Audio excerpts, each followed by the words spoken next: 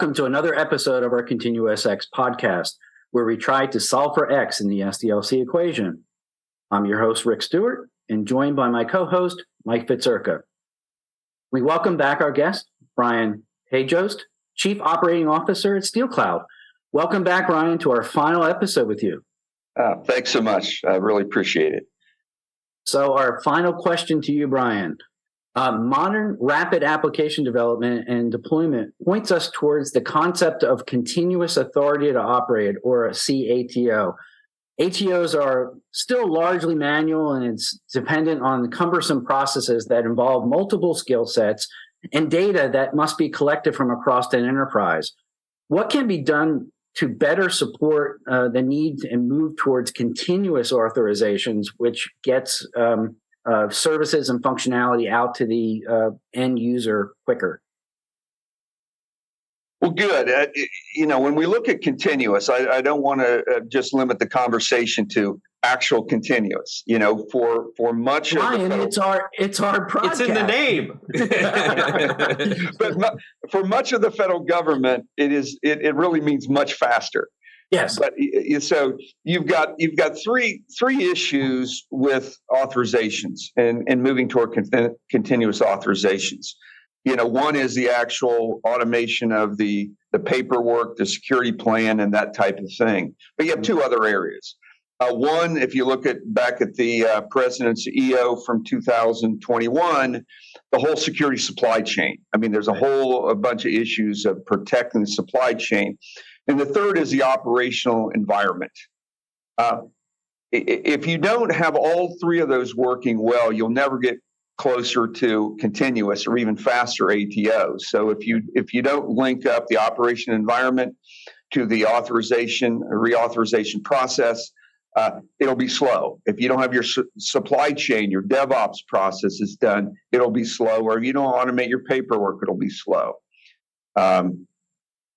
From our standpoint, we really are involved in the automation and connection of the operation environment back to the authorization process, which is where we got to CBOM.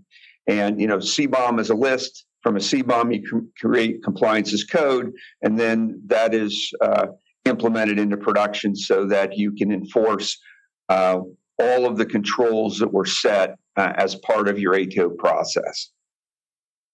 Compliance as code. That's a good trigger word for me, or a phrase for me. I love when you go into automating all of these things. So, where would you put in the compliance nature? Is that, or the compliance as code? Is that coming directly out of a CBOM, or how do you go about implementing? That is a great question, because one of the problems with compliance of code is where does it get done and who does it and who controls it? Right. Today, many times you talk about compliance as code. This is something that is done by production people after all the heavy lifting is done.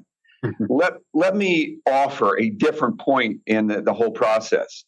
Compliance as code should be started as a way to automate the pre-authorization process.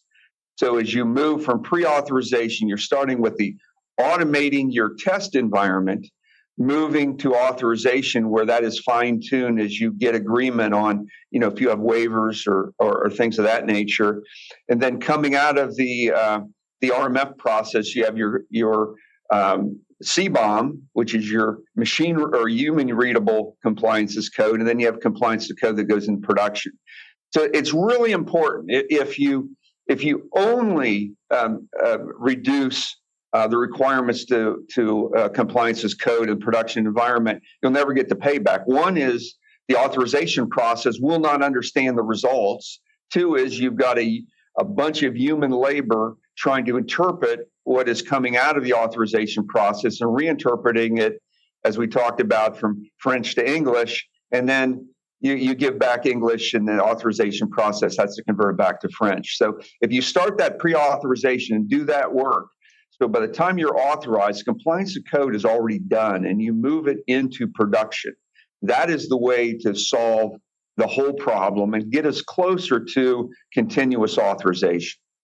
Yeah, And I also think that speaks to the DevSecOps or the collaboration aspect of the culture of making sure that everyone's speaking the same language and everyone's responsibilities and activities and governance is all communicated and everyone's speaking the same language. I love the metaphor.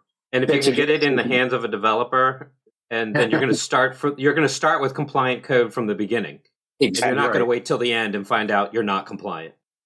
Absolutely. And if you look at SecDevOps, the Sec side of it and the Ops side of it is you're injecting the operational constraints, the organization's requirements for controls in the development process. Right. So when the developer has 3 ways to do things, 2 are not compliant, 1 is compliant, all 3 are technically equivalent, they choose the right one so you don't live with a waiver the rest of your lives. Exactly. And you don't have that consternation of, getting stopped at the 1 yard line before your application revision gets in. Great. Well, that wraps it up with our series with Brian. I can't thank you enough, Brian, and our viewers. Thank you very much for your time and attention. We are much smarter in general about compliance after this series. So again, thank you. Join us for our next episode of our ContinuousX podcast, where we search for the next X to solve in the SDLC equation.